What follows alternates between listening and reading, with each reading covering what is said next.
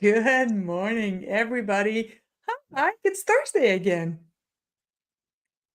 Again, imagine that, man. I It's know. been a fast one, fast week. I it seems to me that I run around and I do things and I do things and then all of a sudden I'm sitting in front of a screen with you and did that last night, do that this morning again, and it's a beautiful thing, dude.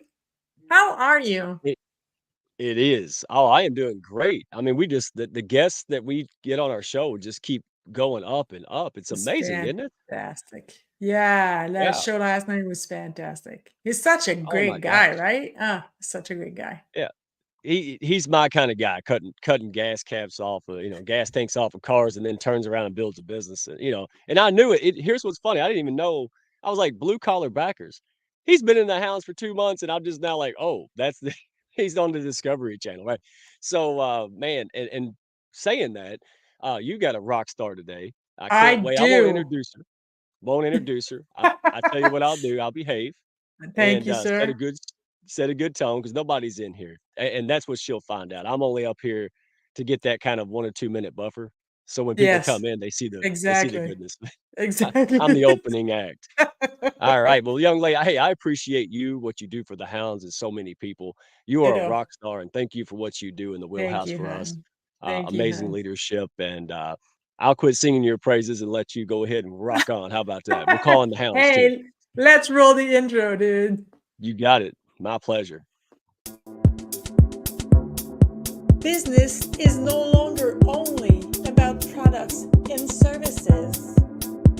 More than ever, it's about connection and community. Business is about people. And that's why I created these live events. Every week, join me in discovering one remarkable individual. No shop talk here.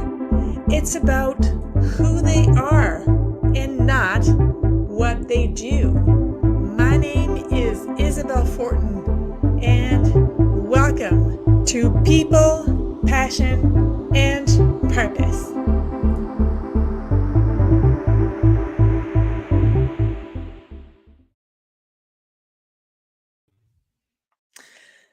Guys, every week I tell you this, I'm excited because the people that I have on my show I actually love, but it is particularly true of this wonderful woman who was not only my coach, but she very quickly became my friend.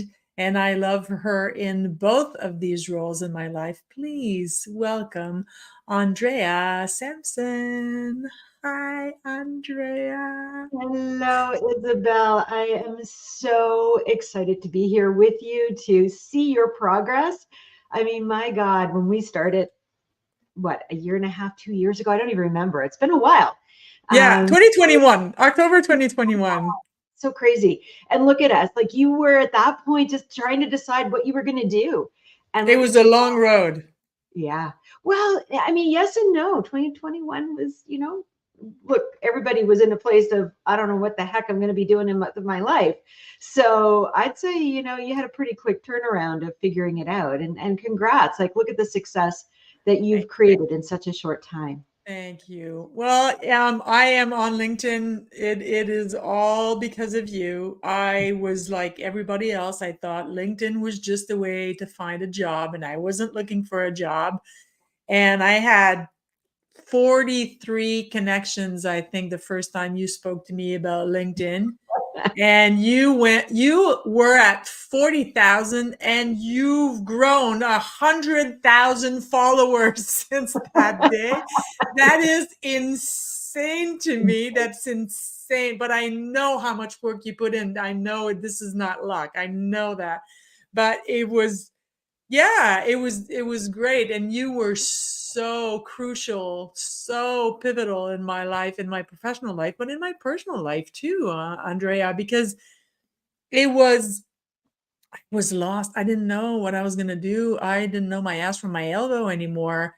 And you were the first stepping stone into identifying what would be what I do today. So I will never thank you enough, and I will never show my appreciation to you enough for your friendship, because you, from the first phone conversation, you tapped into exactly what I needed. And that's not everybody has that.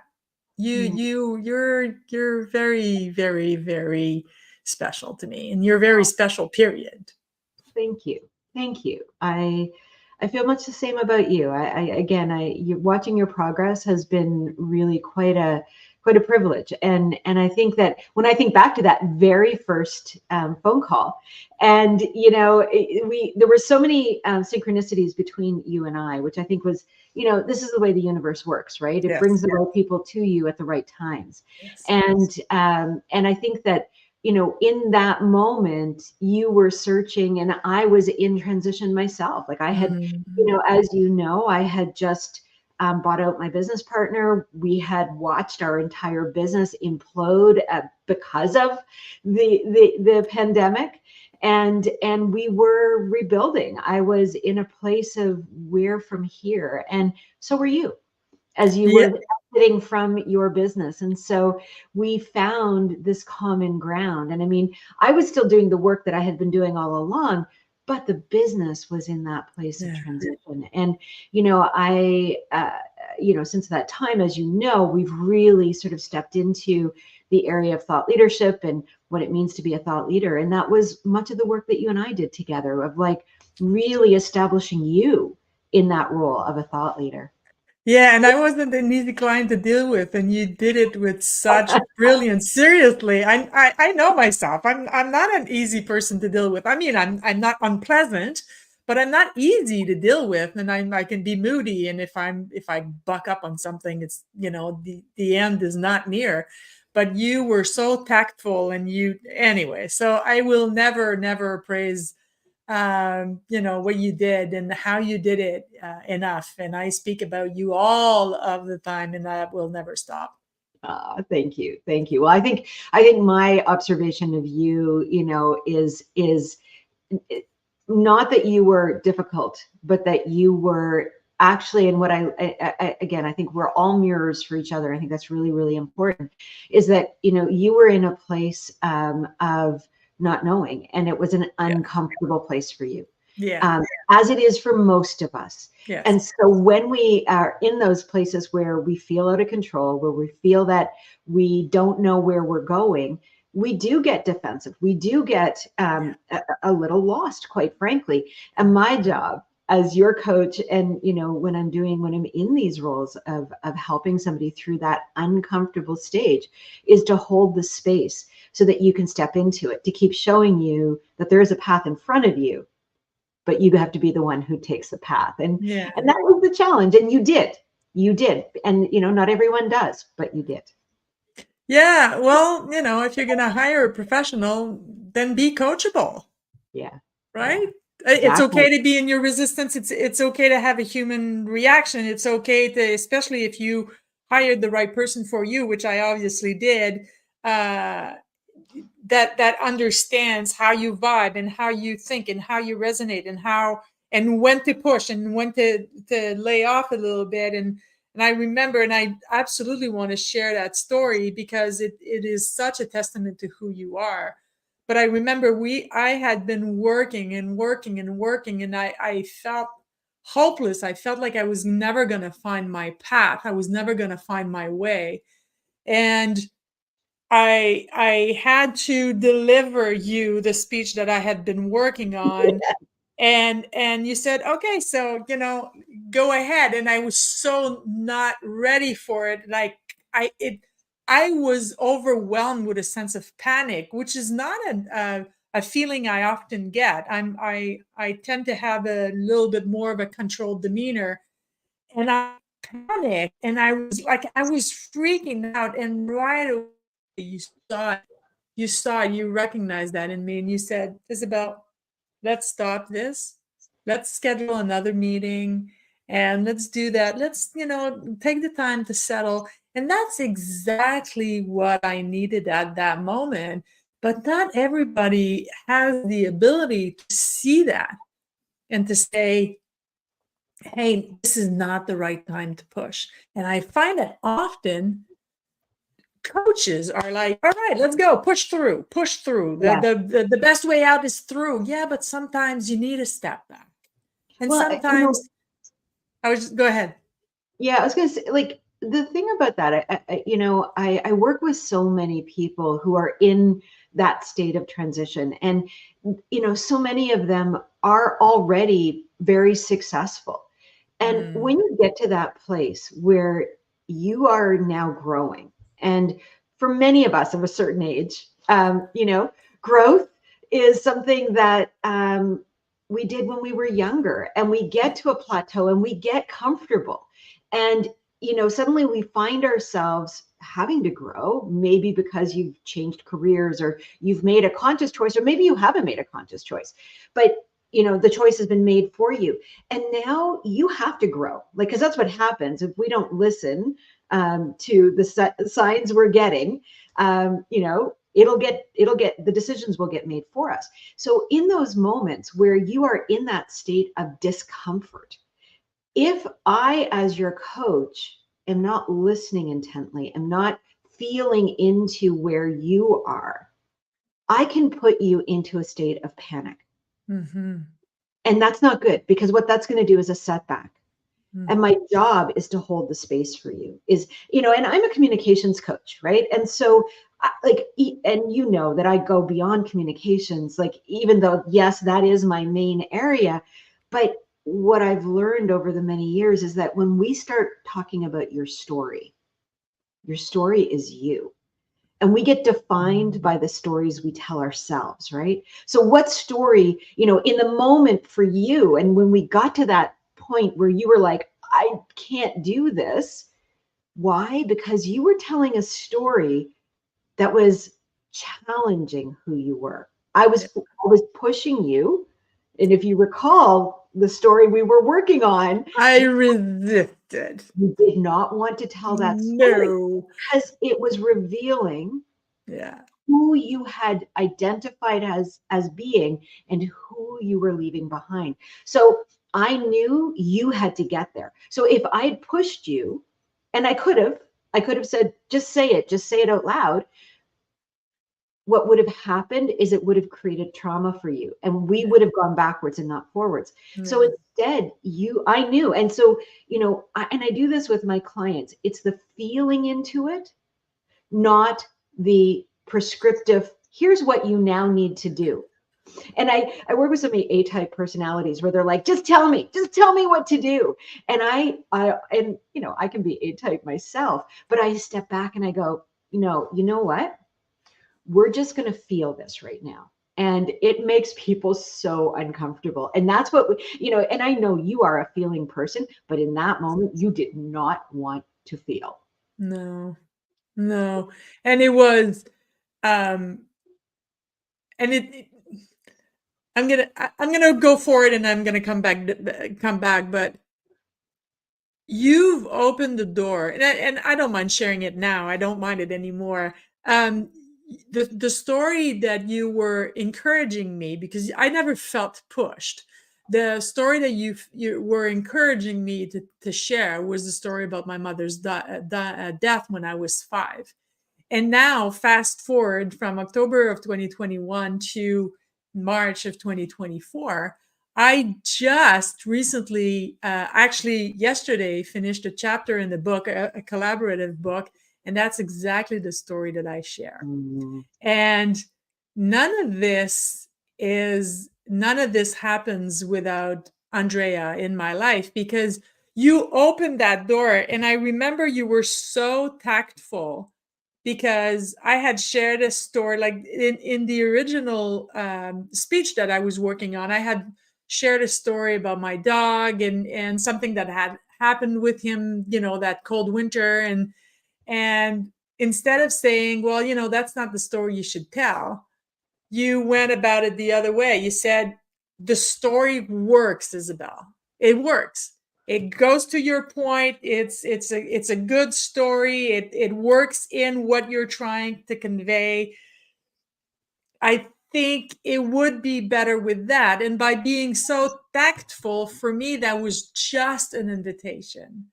And it was a long road. I know 3 years is not long in the lifespan, but for me, it was a long road to say, you're right. The story that defines my life is my mother's death. And if I really truly want to reach people, I have to show that.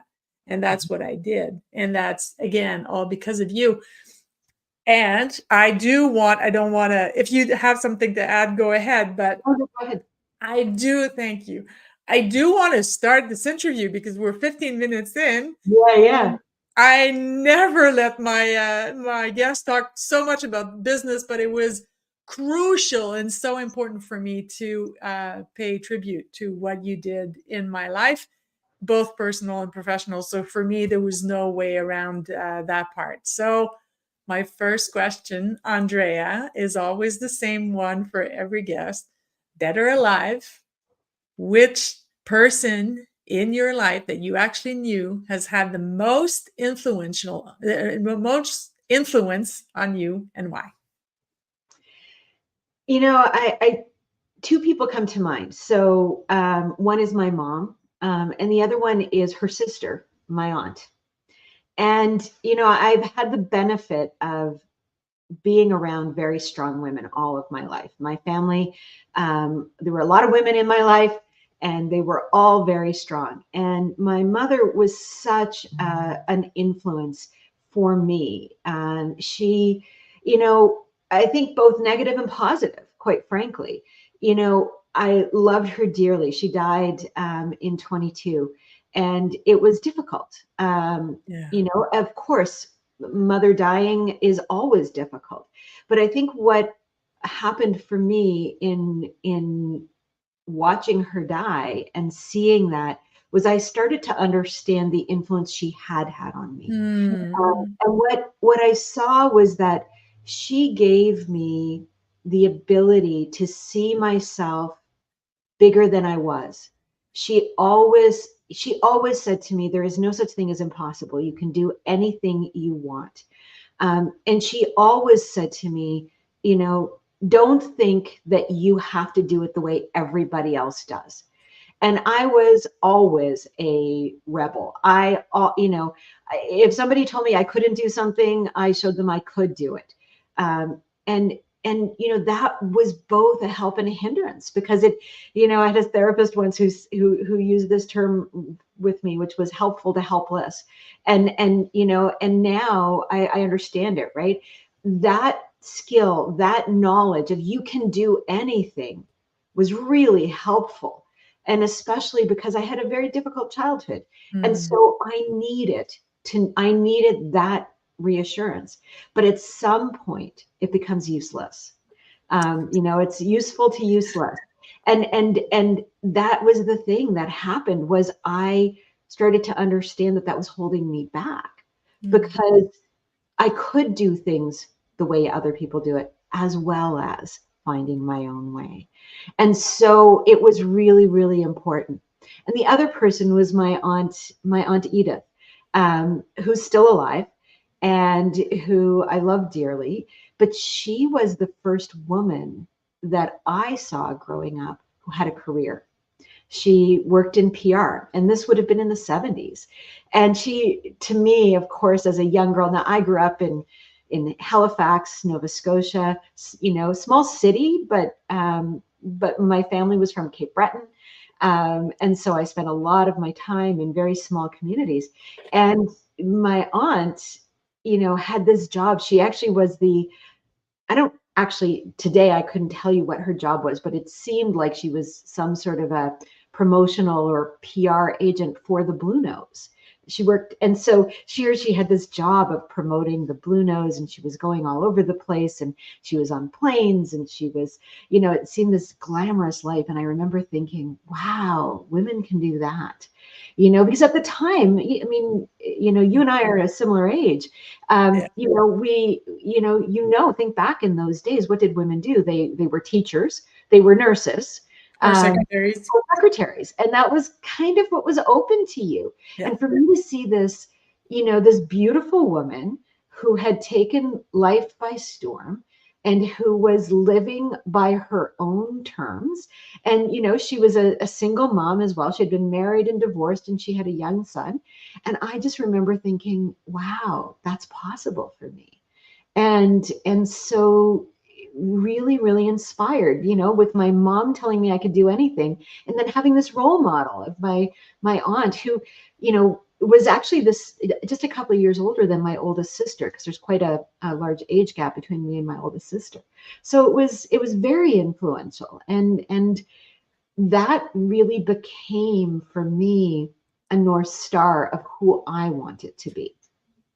And did you get there? Did you, like, looking back to what you aspired to be, not do, but to be, and with both these women's influence, did you get to work to that being that person? I did, I think what I in retrospect, as I look back, um, is that and your question is be, not do. And I think Yes. that was something that I had to learn. I had to Yeah. learn to be and not to do, Yeah. because that was, I think, when I, again, especially being a woman, being a young girl who grew up in the 70s, coming into myself in the 80s, coming into my adulthood in the 80s, Mhm. it was all about doing. It was Yes. all about doing. And, the year that I turned 50, which was in 2015, and I remember having that thought of who am I, and where from here? Because as I looked back at the goals that young girl had made, who was, so um, stars in my eyes, wanting to be a success, wanting to show the world that I could be who they didn't think I could be, of pushing against every convention that was being put in my way. And, I spent most of my career in advertising. And by the time I turned 50, I was a senior vice president of strategy for a very large agency. I was, by all accounts, incredibly successful, except by my own, because I was not doing, or I was not being the person I wanted to be. Yeah. And that was what happened for me at 50, was I looked back and said, well, I've had the job, I've had the title, I've made the money, I've got the recognition, I've done all of those things that somewhere someone told me, or in some way I thought was necessary, that Mm. that was what the definition of success was. And what happened for me was I thought, well, that actually means nothing in the grander scheme of things. Because for me, what I really understood in that moment was, look, we only have a limited time on this planet. The reality is each of us has an expiry date at some Yeah. point. Yeah. And as I look around in this beautiful planet, I want to make a difference in some way. And so it was at that moment that I recognized that I had to shift from the doing, the success driven approach, to really deciding who I wanted to be in the world. And in doing that, still understanding how I wanted to live and what I wanted. And so it's been a learning experience, and I still learn every day in this, and it's a balancing act as well. Like, cause you're always going, we live in a world where doing is valued. And Yes. so it's hard. You're so right. There's so much um recognition in action, recognition in, well, she's the VP of whatever, and but we are more than that. And being, right? It's being what you're meant to be, or who you want to be, because that's the thing that I find people forget, is you choose your identity. You choose it every day. You choose what you do. You choose how you react to situations. You choose how you react to people. You choose. That's a choice. And it's the burden of choice because it's both a blessing and a burden, right? So Absolutely. that's beautiful. Was there a aha moment that made you realize that? Or it was just, well, I'm 50 now, and I've got all these things, yet I don't feel satisfied. Like, how did that come about for you? Yeah, I think it was like it came about. I was at the time I was living in a house in the suburbs of Toronto. My daughter, my only child, had just gone off to university. I think it was her second year, and I started asking myself, "Of what am I doing?" Mm, Um, and I thought, the previous year I had spent a lot of time really thinking about the career that I'd created.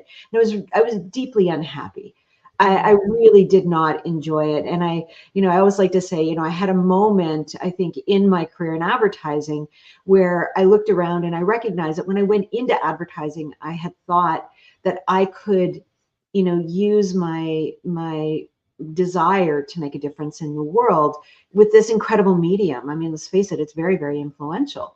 And, 25 years in, I was like, you know what? It's not going to happen. Like, at the end of the day, we were still selling things, and nothing against advertising. I mean, there's lots of yeah, people who love doing it. But for me, I recognized I was an idealist in a capitalist world. And I needed to get out. I needed to, walk away from the capitalism that I was actually promoting and do something else. And so I had spent the previous year going to a whole bunch of conferences, and I did it kind of unconsciously. I knew I wanted to expand myself. And so I just started going to random conferences that looked interesting. I remember one that I went to it was called the World Domination Summit. And I was like, well, that sounds interesting. I should go to that. And I did. And I went to I went to a bunch of creativity conferences, and one of the ones that I went to was TEDx Toronto, and this was in the very, very early days of the TEDx movement, and I was blown away. And so two things happened at once. One was this recognition of I was an idealist in this capitalist world, and that had to change. And I got hired as a speakers coach for TEDx Toronto. And I didn't even know what a speakers coach was, quite frankly. I had never heard of it. But what I knew was that I presented all the time. And I loved TED. I was like, I was always inspired by TED videos. And so I thought, well, if I can be a part of this would be really amazing. And this is a long answer to your short question, it's but okay. what happened for me was that in that first year of working on TEDx Toronto is that I started working with individuals who were doing incredible work in the world, scientists, academics, technologists, even artists. And they were doing work that was actually shaping and changing our world. And when you work in advertising, you think you know a lot because you're always on the cutting edge of everything, Yeah, right? yeah, You really are. And yeah. so I really didn't think I would learn anything, incredibly new. I knew I would learn things, but not things that would be like totally new to me in the TED world. Well, I was blown away by what Mm, happened because I saw a different world, literally.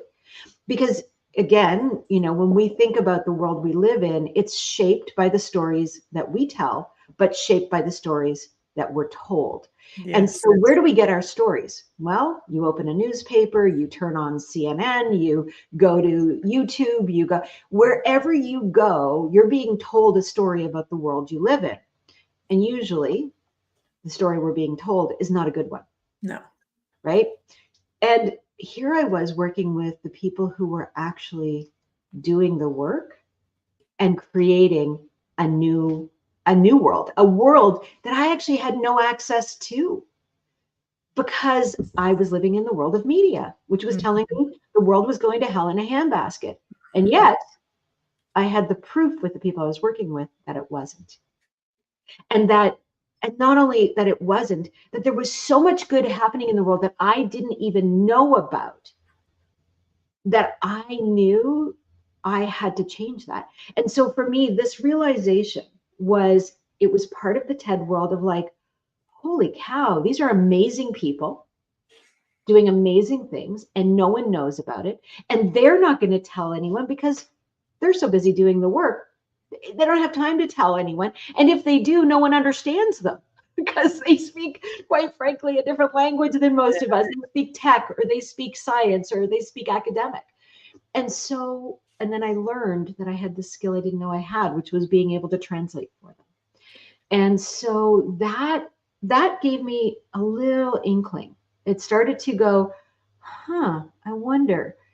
And the second thing that happened was my own mortality kicked in. And I went, you know what? I got, like at 50, you go, look, I got more years behind me than ahead of me. If I'm Yes. lucky, I got 40 or 50 years left on the planet. I'm pretty optimistic, clearly. But even if I end up with that many years ahead of me, they're not all going to be good. I'm No. not going to be in a place where I can make change. And so I recognized it was now or never. And so that was for me the catalyst of really shifting and changing my life. And, within a very short period of time, I sold my house in the suburbs. I, relocated myself into a much more contained environment. I traveled and I had to decide what I wanted to do with the rest of my life. And it was at that point that I opened my business and took a chance that somebody would actually pay me to be a speaker's coach, which I quite frankly didn't believe they would, because up until that point, all my speaking coaching had been for free. I'd been, doing it as a volunteer. Yeah. It's always, I think that the people that are the most surprised by the things that people are willing to pay us to do is us. It's like, Totally. because if you actually take your natural abilities and your unique abilities and make a living out of it, you go, why are these people giving me money for this? Because this is easy. But I think that in some parts it's supposed to be that way. It's just that we are so trained from a young age, and I think it is changing now, and thank goodness it is. But we're so trained that like work is hard and you play hard and everything has to be hard. I'm not about hard. And I mean, of course, owning a business, there are difficult days, there are difficult moments, and sometimes you have to take difficult decisions, of course. But the nature of your business, if you find it hard, you're in the wrong business. Yeah. So I totally get what you're saying. Totally get what you're saying. And I loved the entire answer, even if you consider it was too long for a short question. My second question, because I don't ask that many, my second question is, have you, other than work, I know as entrepreneur, we take, we just said that we take what we're good at, we take what we're passionate about, and we make a living out of it. But other than your work, what is or are your passions and how did you discover them? Oh gosh. I'm a passionate person. And when I really start thinking about it, I'm like, wow, I actually do a lot. Um, I think one of my other passions, first of all, is spirituality. I have been a deeply, deeply spiritual person um, for many, many years. And when I talk about spirituality, it's not religion. It is about understanding the origins of me and the origins of us as souls. And Yes. I have done a lot of deep, deep work in that area, and I continue to. I, Mhm. for many years, have run goddess groups, which I love. And we do celebrations as through the year, and we honor the earth, and I think as women, this is one of the things that we need to do more of, because we live on this amazing planet, this Gaia, which is the mother to us all. And so this is a passion of mine, and it's one that is important, and it's sort of come in and out of my life through the years. And as I started my business, I had to take a bit of a step back from it as I was I think, redefining me. I had to decide whether Mm. my spiritual practice was going to be something that I was going to take with me. And, I can happily say it is, and it is so deeply important to me. And so that's a passion of mine. But I have many others, and I think another one that comes up more so now than it ever did was my own creativity. Mm. I spent most of my career, as I said, in advertising, and I would never have said I was a creative person. When you work with, artists, and many of the people within the, ad industry are truly artists, um, Yes. you compare yourself, which is, of course, the worst thing any of us can do. But Yes. it is a highly competitive industry, and there's a lot of people within it who would have you believe you are less than who you are. And so I bought into that. And so I never believed that I was creative. Mm. And I think I had a lot of people who would tell me I was creative. I mean, I started making jewelry many, many years ago. And it was a bit of therapy for me. And I just did it. I didn't take courses. I just started making jewelry, and people would literally buy it off of me. I would be wearing something and they'd ask me about it. I'd say I made it, and they would be like, "Do you sell it? Can I buy that?" And I would be like, "If you want, I guess," and but again, I would have never said I'm creative. It was just, Mm. I had this little thing I did. But what happened for me during COVID, and you and I were talking about this earlier, is I took up crocheting. And it it was interesting for me because crocheting, I think I crocheted as a kid, Yeah. probably Yeah. all did, right? My Yeah. grandmother used to knit and crochet, and she was incredibly gifted at it. Um, but it was not something I ever thought I wanted to do. Well, two things happened simultaneously. One, I took up crochet, and two, I learned I was neurodiverse. And what happened was, in learning that, I started to understand a connection.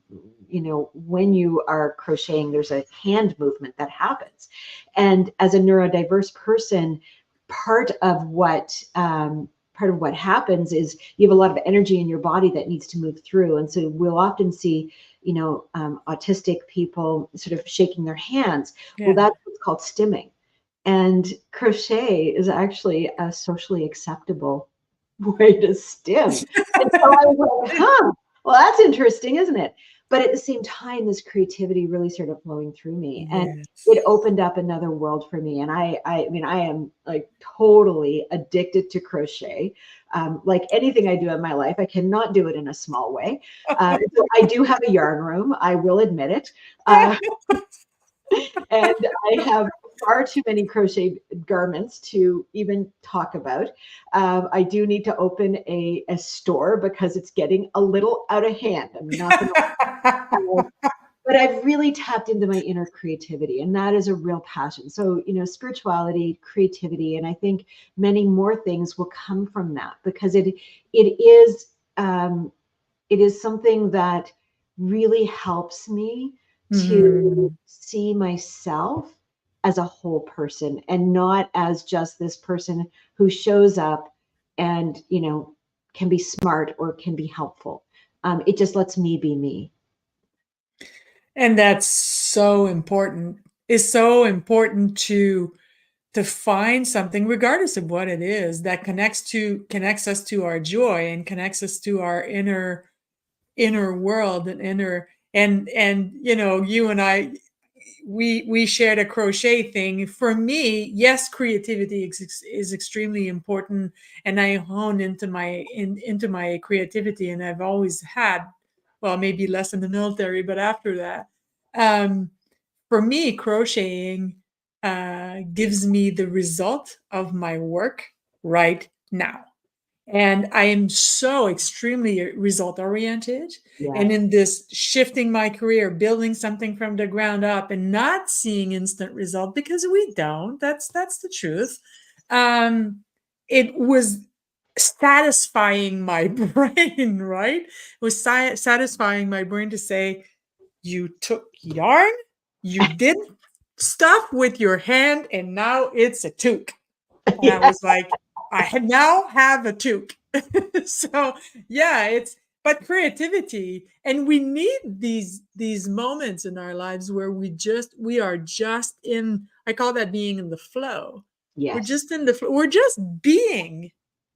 We're not thinking about anything. We're not planning the next meeting, the next schedule. Then we're not. We're just here now, and that's all I'm doing right now. And the more we allow this to take place in our lives, and the easier we find uh, solutions in our work, in our lives, in everything else. So that's so important.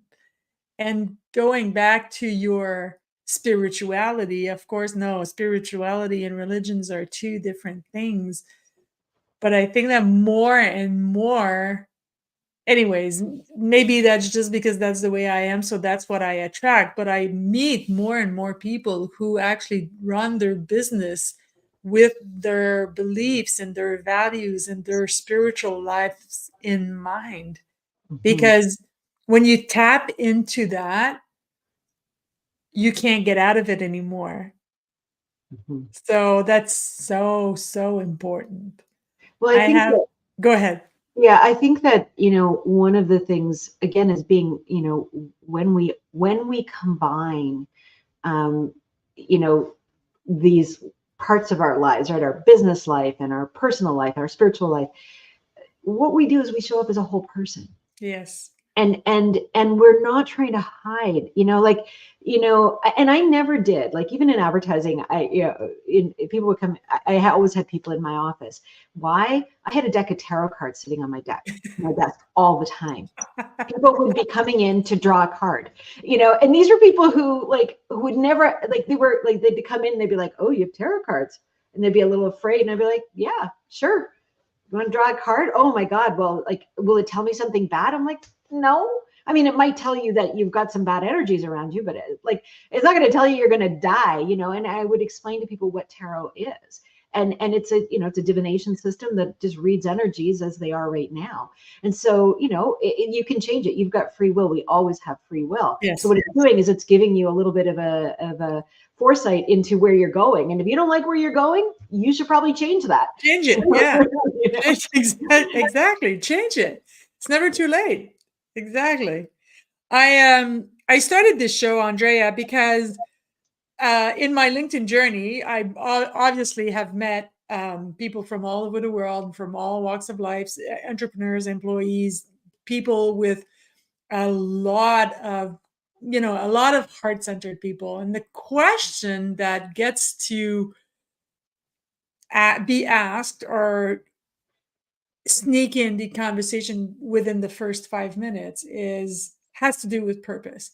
So either I'm realizing that people are just started to take their purpose and make it their business so that they can make money with it, or they're looking for it, and they're looking for a coach that's going to help them define it or find it or redefine it or whatever.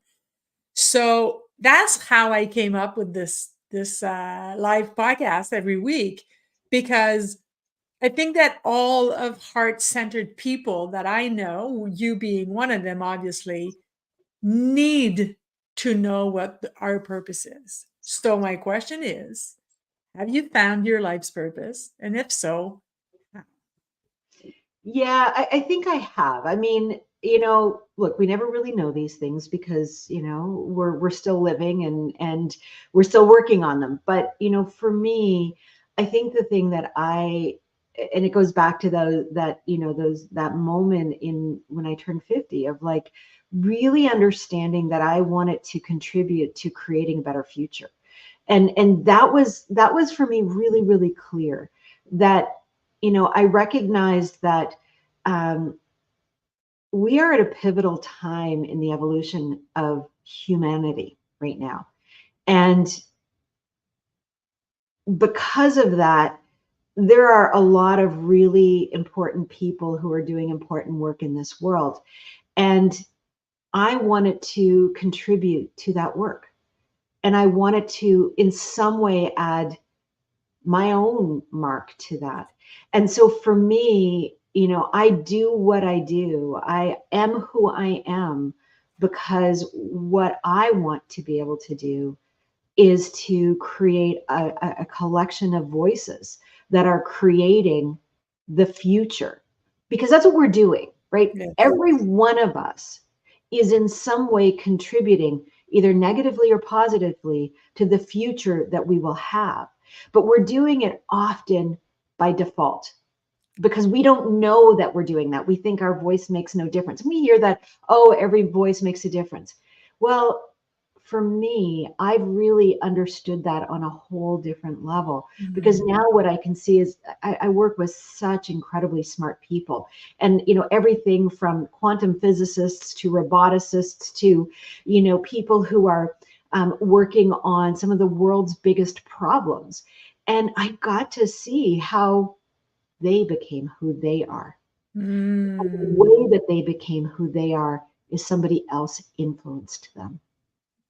And Yes. so, my job, my purpose is to give voice to those who think they don't have a voice. And the Mm. way that I do that is I help them to find what it is that's unique in their being and putting that into the world. Now, that could be at a community level. Maybe they are simply talking to the people around them. Great, because you're going to inspire somebody. Maybe it's at an industry level and they're inspiring entire industries. Maybe it's at a country level and they're inspiring entire countries. It doesn't matter where you're speaking. What matters is that you are speaking, and you're speaking what only you know, because only you have had the experiences that you've had.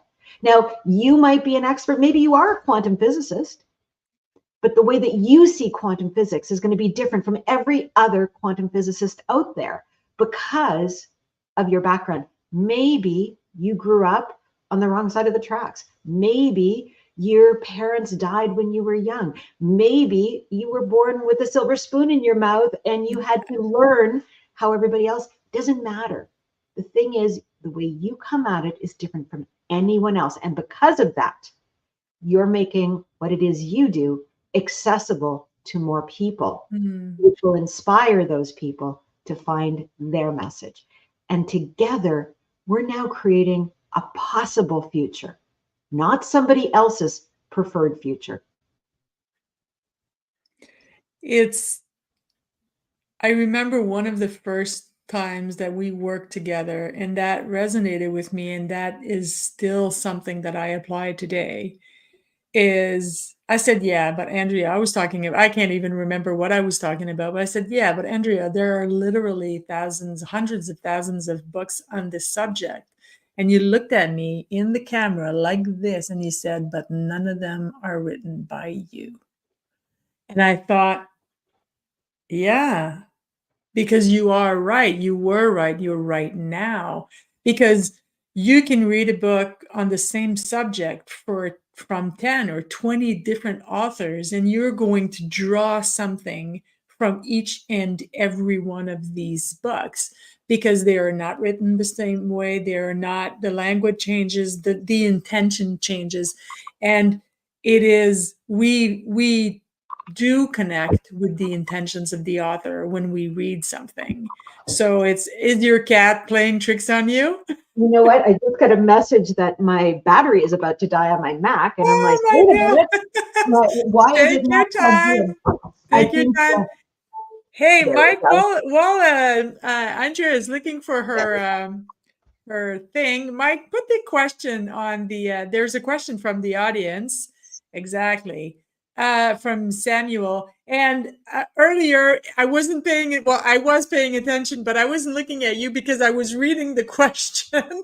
And I don't know, my focals aren't, and I'm, telling the world I'm in my 50s.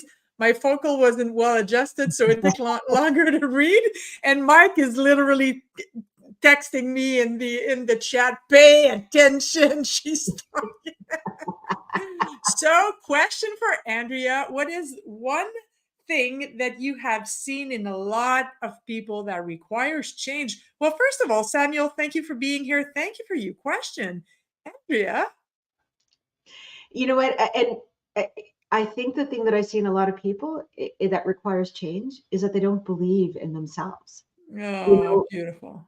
that it is, I think the thing that, and we all think that somebody else is way more confident than we Mm, are. And I got to tell you, like I said, I have worked with some of the most powerful and influential people in our world, and they still get imposter syndrome. They are still questioning whether what they're saying is valuable, is right, is, and that word right is the thing that I actually want us all to remove from our language, yes. because there is no right and wrong. Yeah. There is no right and wrong. There is only closer to or farther from your destination. And so when you are in an academic field, as an example, there you get a lot of people trying to prove you wrong. And so there's always this sort of like, because it's a very competitive world. Yes. And what I like to do is pull them back and go, if you've done your work, if you've done the research, really what you could, what you're saying to your audience is, this is one way of looking at it. And Yes. this is where it will take you. Do this and it'll take you here. So that idea of, I need to prove it. I don't know as much as I know. Somebody else knows more than me. I'm not the right person for this. That is the piece that I want people to start to understand, Mhm. that they don't need to be the best, the most, the most right. That it really is about showing up in your state of being, because only I can be me. Only I can say the things that I'm saying. And if you don't agree with them, that's okay. That's okay. And I actually want to hear your point of view. Yeah. So, and this is the piece that I really talk a lot to my clients about, is don't worry about whether or not what you're saying is 100% right, as long as you believe in it, and as long as what you're bringing is who you are. There is no right and wrong. And look, again, I'll come back to quantum physics. That keeps telling, like, all the facts we thought we knew, they're not Yeah. anymore, right? So there is no such thing. It's just No. all a perspective. That's it. Yes. So so show up believing what you believe. Don't worry about defending it. Be open and be curious, and that changes the conversation. I could not have asked a better question to end the show. I yes, Melissa, the her YouTube is in the show notes somewhere, or you can say, Andrea, what's your Yeah. YouTube channel? It's the Thought Leader Academy. Okay. Is my YouTube channel, and it's the Thought Leader Academy with Andrea Sampson. We just launched it. Yeah. Although there's a fair amount there, we actually repurposed my. I used to have one through Talk Boutique, and we've changed it. So we've Okay. changed the format. So it's just launched. There's new material being put up every week, and we do lives like this. We also have lives on LinkedIn every second week. Next week, I'm live with a really interesting person, Anita Stubenraw, who we're going to talk about branding. So it's a really fun. Actually, we're talking. In fact, and it's a really, I think, I know you would love this one. We're talking about the multi-hyphenate individual. Oh my. Okay. I So know. I'm Is that gonna go check that out yeah. and click attend for sure. That's So yeah. That's wonderful. I always end my live with the same way. I give the opportunity to my guests to ask me anything they want. You don't have to, but do you have a question for me, my dear friend? I do. So I Isabel, was afraid of that. Isabel, when am I seeing you on a stage? Tell me. Oh, as soon as humanly possible. I it's been I'm not gonna lie, Andrea. You know this. You've been part of my journey. It hasn't been an easy road for me, and I was in my way every step of the way. I resisted a lot of things because it was forcing me. I don't like that word, but for lack of a better one, I'll say forcing me to show up all of the vulnerable sides of me, and I wasn't accustomed to that because, as you were saying earlier, your mother teaching you that you were able to stand outside the box. It is also okay to be in the box sometimes, right? Yeah. Yeah. And so the persona that I had been, the military chick and the entrepreneur and the business, the business owner and the girl in charge, she had to take a step back, and she didn't go willingly. So it was a struggle. It really was a struggle. And I am actually I've just rebranded, and now I truly, truly know that I am on the right path to it's not about the message, it's about who I'm addressing the message to. So I hope to God it's going to be really, really, really soon. And I actually ran a 6 weeks program with Bobby Umar that you know from Toronto. Oh yeah, of course I know Yeah, Bobby. yeah, and I loved working with Bobby. And we went a 6 weeks program on how to get a TEDx talk. So obviously he's had 5, so he was talking more about the who do you contact and how you do that, and I was talking about the mindset. And it goes back to what you were saying. Whatever you believe about yourself, you're right. If you believe you're incapable, you're incapable.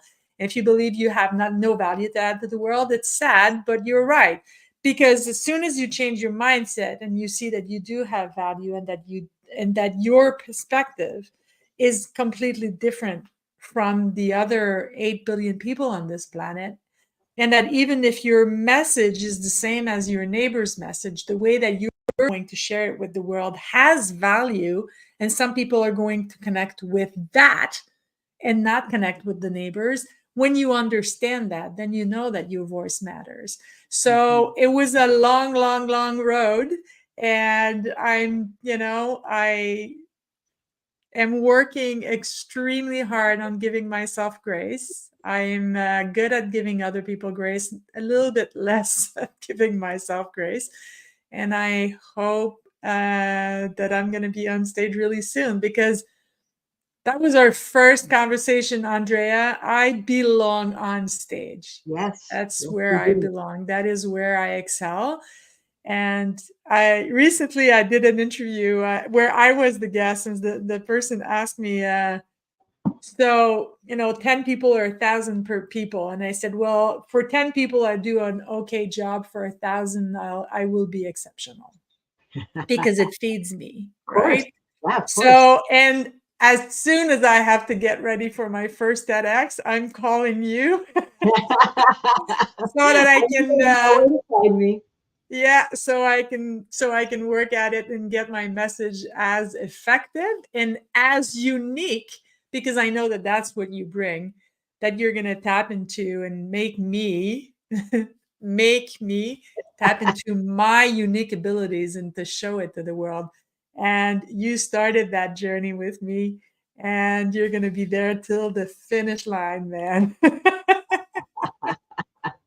Well, I look forward to that. I absolutely look forward to it. And I will Hey. be in the front row watching you. Oh, you're so sweet. Guys, we've ran an hour because this woman is so interesting. Uh, Andrea, we've been putting your stuff all across on the banners from the entire show, but I do want you to have this moment to say, what do you do? How can you help people? And how do we get a hold of you? Sure. So, as you saw, so you can, follow me on LinkedIn, check out my YouTube channel. You can go to the thoughtleaderacademy.info, which is where you'll find our programs if you're interested in working with us. And And you should. we help people transform into we take experts and change makers, we transform them into thought leaders by helping them to become storytellers so they can create the influence, impact, and income that they want. So that's what we do in a nutshell. Isabel, this has been so much fun. Thank you so much for inviting me. It was my Absolute pleasure. And hey, one day it'll be me sitting on that seat for you. Yeah, yeah, absolutely. Absolutely. Guys, catch us next week. Same bad time, same bad channel. Thursday morning, 10 Eastern. My guest next week is a fabulous person. Her name is Sierra, and I can't wait to introduce her to the world because she deserves it. And Mike, thank you, dude, for running the back end as usual. Bye, guys. I'll catch you Bye, next week. everyone.